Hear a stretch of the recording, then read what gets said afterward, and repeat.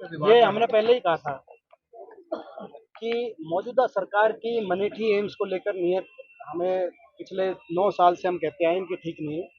पिछली बार चुनाव लोकसभा चुनाव से जस्ट पहले कैबिनेट का फैसला करवाया गया और 9 साढ़े 9 साल हो गए, 10 साल हो गए केंद्र सरकार को, तो और घोषणा को 9 साल 9.5 साल हो गए। बिल्कुल चुनाव से पहले उसका फाउंडेशन रख रहे हैं, तो यानी कि एक चुनाव के अंदर इसका लाभ लेने का एक नीयत दिखाई दे रही है। प्रदेश सरकार, मैं बाकी किसी की नीयत को इसको कटघरे में नहीं खड़ा करना चाहता इससे, लेकिन प्रदेश सरकार, खट्टर दुष्यंत सरकार की नीयत मनेठी की एम्स को लेकर सही नहीं थी। ना तो ये तो एक दिन में जमीन का स्थानांतरण होना चाहिए था। किसी अफसर को जिम्मेदारी स्पेशल टास्क बना के जिम्मेदारी देते, एक दिन में नहीं होता, एक हफ्ते में हो जाता। लेकिन ये 9.5 साल क्यों लगे? इनका कार्यकाल क्यों पूरा हो गया? कार्यकाल के अंत में दी जा रही जो है जमीन। केंद्र सरकार से जब भी हम पूछते थे, केंद्र स्वास्थ्य मंत्री से मैंने स्वयं सवाल पूछा संसद के अंदर, हमेशा जवाब देता था कि हरियाणा सरकार का लचर रवैया दिखाई दे रहा है और जमीन अभी तक मिली नहीं।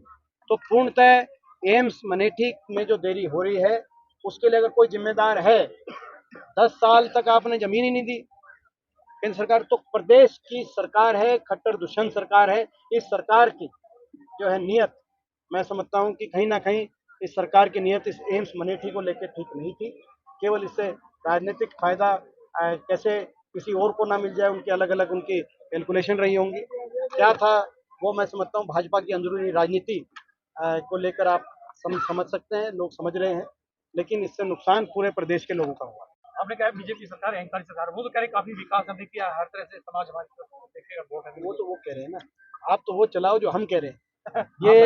ये केवल हरियाणा आज के दिन बेरोजगारी में नंबर 1 नहीं बना, केवल महंगाई में ही नंबर 1 नहीं है, आज हरियाणा नशे में नंबर 1 नहीं बना। इस सरकार ने हरियाणा को केवल विकास की पटरी से नहीं उतारा, लेकिन सत्ता रूढ़ लोगों के अहंकार में भी हरियाणा नंबर 1 बन गया।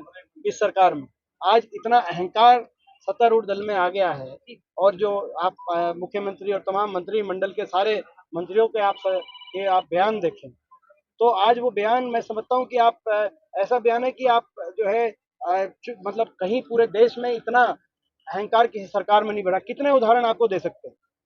आप कहो कितने उदाहरण दें आपको? अभी मुख्यमंत्री जी जनसंवाद में एक महिला ने कहा कि यहाँ पे फैक्ट्री लगवाओ, मुख्यमंत्री जी ने कहा चंद्रयान पे बिठा के इनको चांद भेज दो। एक सिरसा में एक किसान ने कहा पानी नहीं आ रहा, बोला इसकी उठा के पिटाई करवाओ। ये शब्द है मुख्यमंत्री जी के मंच से। एक ने कहा कि नशे से मेरा बच्चा चला गया 22 साल का, बोला इसके उठा के बाहर फिकवाओ। कभी कह रहे हैं कि ये जो सारे जो सिक्योरिटी वाले हैं जो मेरे साथ, ये उठा के बाहर फिकवा सकते हैं।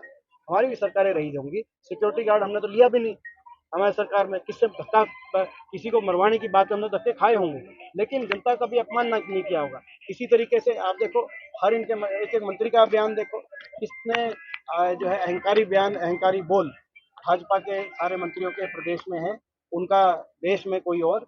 जो आप देखें, जो एक हमारे पहले खेल मंत्री होते थे, उन पर एक आरोप लगा, बयान आया कि इनको नहीं हटाएंगे, कैबिनेट से नहीं हटाएंगे, नहीं हटाएंगे। इतना अहंकार।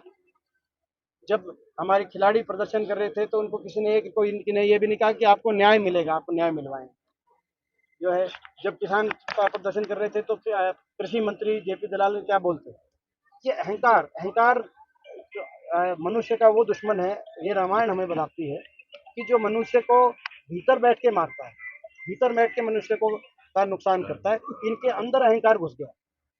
तो अहंकार जिनके अंदर घुस जाए तो मैं समझता प्रजातंत्र में वो अच्छा नहीं है। देखिए, जातीय जनगणना होनी चाहिए, कांग्रेस पार्टी का स्टैंड है, हमारा राष्ट्रीय लेवल पे स्टैंड है, क्योंकि बहुसंख्यक बहुत से ऐसे वर्ग हैं जिनको उनका अधिकार पूरे मिलने चाहिए। बीसीए समाज उसमें एक महत्वपूर्ण हमारे समाज का एक ऐसा हिस्सा है जिनकी जो बहुसंख्यक बल है, जो बहुसंख्यक वर्ग है बीसीए समाज, जो मूल बैकवर्ड समाज, ये इनकी संख्या एक किसी विधानसभा में शायद उतनी ना हो, लेकिन अगर आप सभी विधानसभाओं में गिनोगे तो सबसे ज़्यादा इनकी संख्या हर विधानसभा में इनकी एक अपनी संख्या है। और सर, तो उस आधार से जितनी संसद के अंदर, विधानसभाओं के अंदर प्रतिनिधित्व होना चाहिए बीसीए समाज का, आज वो प्रतिनिधित्व उतना नहीं है। किसी भी दल में उतनी टिकटें बीसीए समाज को नहीं मिल रही है। ये एक बहुत, मैं समझता हूँ कि एक जायज़ एक मांग है, जातीय जनगणना होनी चाहिए और अपनी संख्या के अनुसार बीसीए समाज को विधानसभा और संसदों में जगह मिलनी चाहिए। कांग्रेस पार्टी इसके पक्ष में, कांग्रेस पार्टी पूर्णतः जातीय जनगणना और जनगणना के आधार पर राजनीतिक भागीदारी मिले। राहुल गांधी जी ने ये जो कहा है, हम राहुल गांधी जी की इस बात का पूरा स्वागत करते हैं और छत्तीसगढ़ की हमारी भूपेश बघेल जी की सरकार में ये करके दिखाया है, भूपेश बघेल जी की सरकार के अंदर करके दिखाया है और हमारी गठबंधन वाली जो है बिहार की सरकार में भी ये हुआ है। हरियाणा में टिकट मिलेगी इनकी जनसंख्या के आधार पर? मैंने जैसे कहा कि ये जो कोई भी राजनीतिक दल ये क्यों नहीं दे रहा, इस बात गहराई पे जाकर इनको जो लोकसभा और विधानसभा सीटों में प्रतिनिधित्व देने के लिए हलकों पे इनके लिए रिजर्वेशन होनी चाहिए बीसीए समाज के लिए। आपने देखा होगा जो महिला रिजर्वेशन की बिल आई थी सरकार, उस समय में संसद के अंदर भी राज्यसभा के अंदर भी मैं यही लेके आया था कि साथ के साथ बीसीए समाज ऐसे वर्ग जो बहुसंख्यक हैं लेकिन एक विधानसभा में उतने नहीं, तो उन ऐसे वर्गों के भी प्रतिनिधित्व सुनिश्चित करने के लिए लोकसभा विधानसभा की सीटों पर चयनित किया जाना चाहिए। हमसे जुड़े रहने के लिए हमारे YouTube चैनल को सब्सक्राइब करें और नई वीडियो की नोटिफिकेशन के लिए बेल आइकॉन को दबाएं। अगर आप ये वीडियो Facebook पर देख रहे हैं तो लाइक जरूर करें और ज्यादा से ज्यादा शेयर करें। धन्यवाद।